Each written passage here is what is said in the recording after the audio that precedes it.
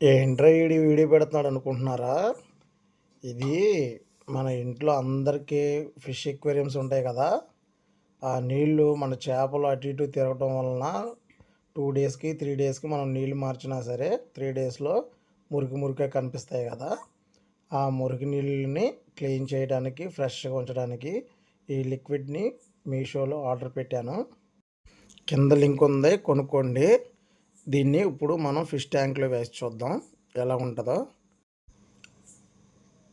చూడండి, ఈ ఫిష్లు అటు ఇటు కదలటం వలన ఫిష్ ఎక్వేరియం అంతా కూడా మురికి మురికిగా అయిపోయినాయి. ఎక్వేరియం కూడా గార్లు పట్టేసి ఉందో చూసారు ఇలాగా. ఇది కూడా పోవడానికి నేను మళ్ళీ ఇంకో వీడియోగా చేసి చూపిస్తాను మీకు. ఈ లిక్విడ్ని 2 మూతలు వేస్తున్నాను ఇందులో.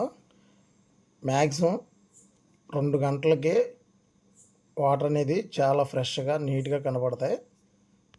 ఈ లిక్విడ్ వేయంగానే ఆటోమేటిక్గా వాటర్ అనేది చేంజ్ అవ్వటం స్టార్ట్ అయ్యింది. చూడండి ఫ్రెండ్స్, కొన్ని ఏరియాల్లో వాటర్ అనేది శుద్ధ నీళ్ళనో లేకపోతే సాల్ట్ నీళ్ళనో అలాంటివి వస్తూ ఉంటాయి అందరికి కొంతమందికి.